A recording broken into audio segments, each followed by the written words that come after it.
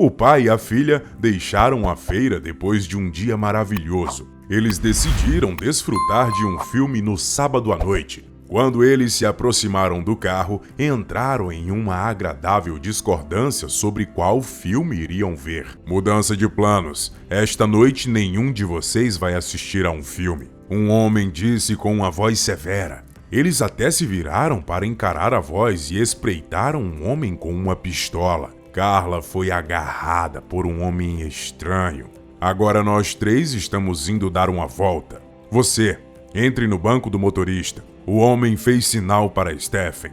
A batida do coração de Stephen era como um tambor. Carla chamou a atenção de Stephen e ele podia ver o quão aterrorizada ela estava. Mas o que Stephen poderia fazer? O cara estava armado. O carro é seu, pode levar, Stephen disse. Eu não estou interessado em seu carro. Carla foi empurrada para dentro depois que o homem abriu a porta de trás do veículo. Ok. Stephen estendeu os braços e foi forçado a ligar o automóvel e ir atrás do volante, a fim de cumprir o que o homem assustador com a arma no banco traseiro havia dito. Vamos, vai ser um passeio agradável e simples. E deu a Stephen o endereço de Baltimore, onde ele precisava ir. Tenha em mente que ninguém vai sair prejudicado se você seguir as minhas instruções. Enquanto Stephen atravessava Washington, a palma de suas mãos escorregavam por causa de sua transpiração.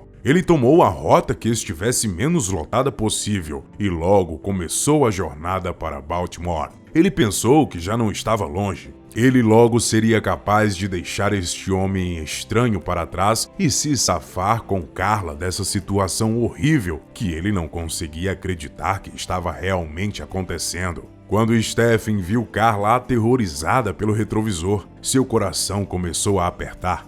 Stephen podia ver que ela estava chorando, mesmo que ela não tivesse dito uma palavra o tempo todo. Quando Stephen voltou sua atenção para a estrada à sua frente, ele amaldiçoou um bloqueio na estrada que havia sido montado pelos policiais. Encoste, o atirador disse. Eu não vim até aqui para ser pego pela polícia. Stephen cumpriu imediatamente para sua felicidade. Ele estava esperançoso que Carla estaria segura quando o homem fugisse do veículo. Mas o atirador tinha ideias diferentes. O homem disse a Stephen para encostar e abrir o porta-malas. Entre no porta-malas, ele disse para Carla. Nós vamos passar.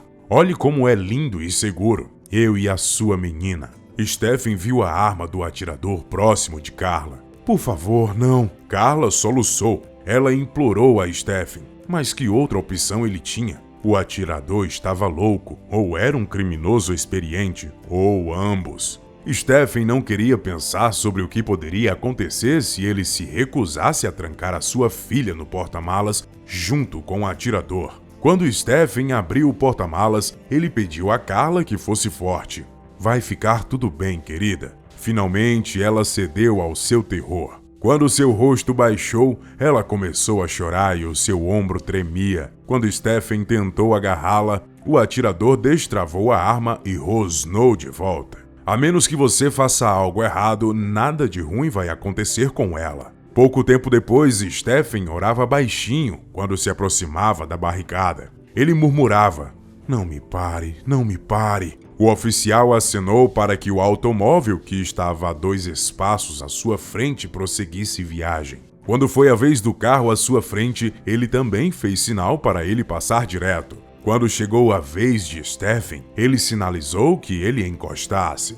Stephen estava começando a acreditar que ele e Carla conseguiriam passar. Stephen ponderou brevemente em pisar fundo no acelerador e ganhar velocidade para fugir em desespero. Então o bom senso entrou em jogo. Se ele tentasse fugir da polícia, ele não chegaria muito longe e o atirador maluco perceberia imediatamente que algo estava errado. Depois que Stephen parou, um policial de repente apareceu em sua janela e antes que o policial pudesse solicitar, Stephen já havia retirado sua licença e os documentos de registros do veículo e empurrados ele em sua direção. Parece que você está com pressa. Ele recebeu um suspeito olhar do policial. É que eu estou apenas tentando chegar em casa cedo, senhor. Bem, senhor, isto não deve demorar muito. O policial deu uma olhada rápida em sua papelada e então ele olhou para o banco traseiro. Até agora, tudo parece estar bem.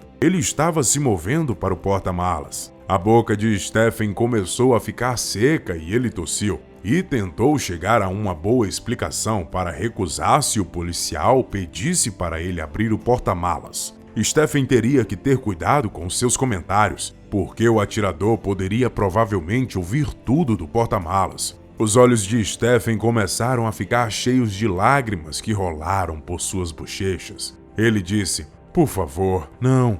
O policial estava agora em guarda, quando um segundo policial se aproximou atrás dele e lançou um olhar contemplativo em direção ao carro. "Abra o porta-malas." Um segundo oficial deu um comando. Rick tinha 10 anos de experiência como policial e recebeu várias promoções durante esse período como resultado de sua diligência e bom senso. A intuição na época era de que havia algum problema sério com um homem chorando no carro. James, o outro policial com ele, foi instruído a permanecer em silêncio por ele. Ele levantou a mão e puxou para fora um caderno e escreveu uma nota para o motorista perguntando se havia alguém no porta-malas. Enquanto lia a nota, o motorista gemeu. Rick não precisou de mais nenhuma confirmação, mas ele esperou pelo homem responder por escrito. Ele escreveu sim em resposta à pergunta de Rick.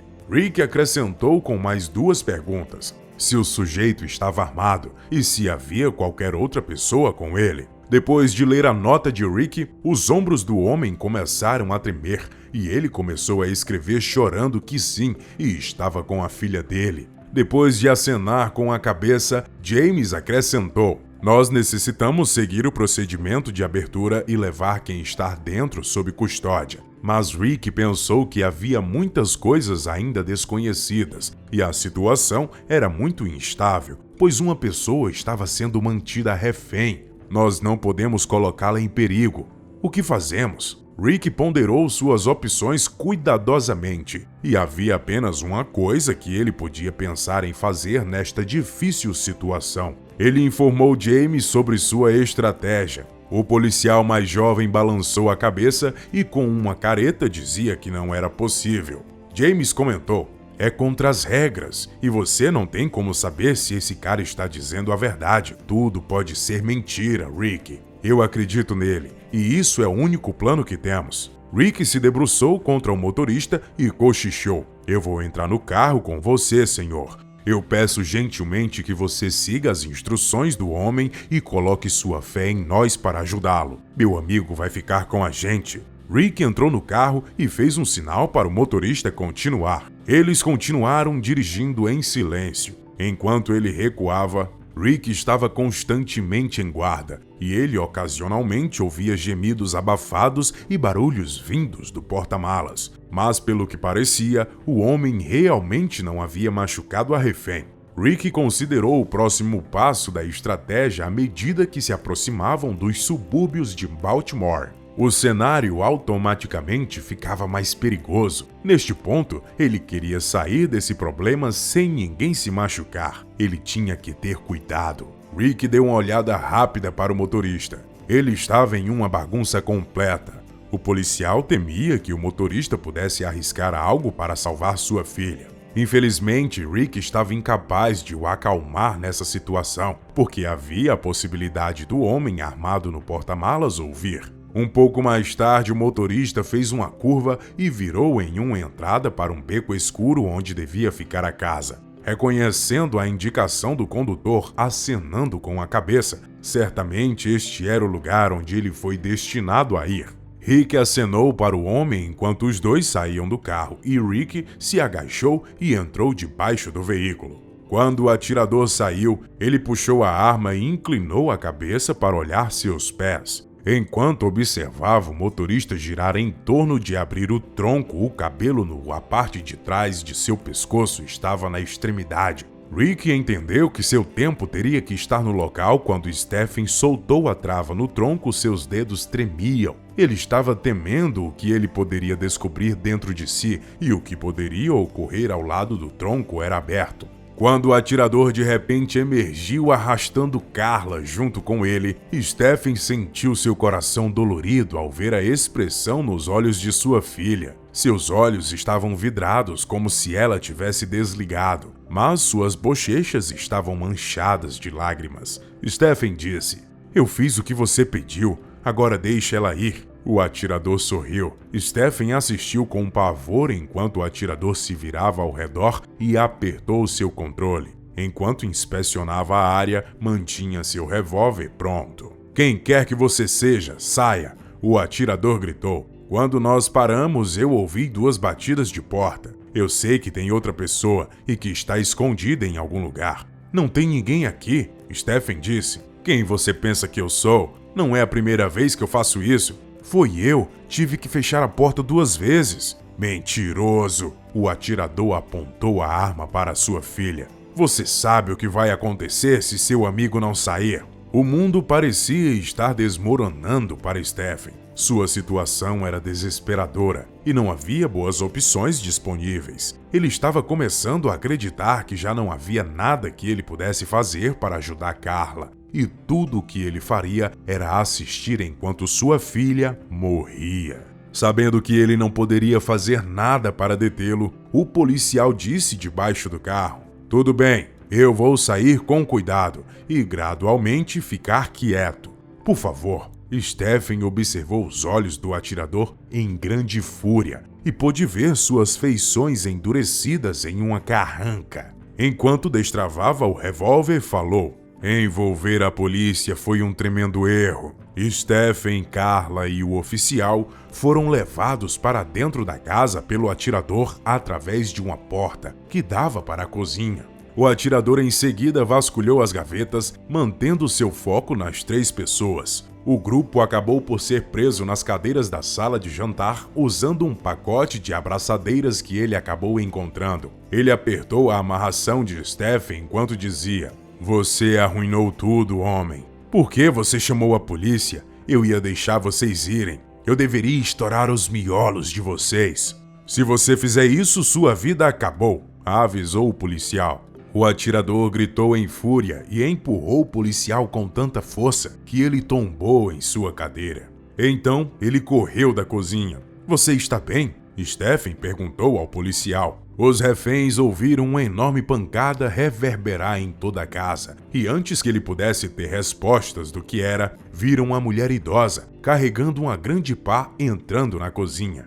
Stephen assumiu que algo devia estar errado com sua visão. "Mais intrusos? Eu vou te dar a mesma cabeçada que seu amigo recebeu." Ela apressou-se em sua direção enquanto levantava sua grande pá. Não, pare!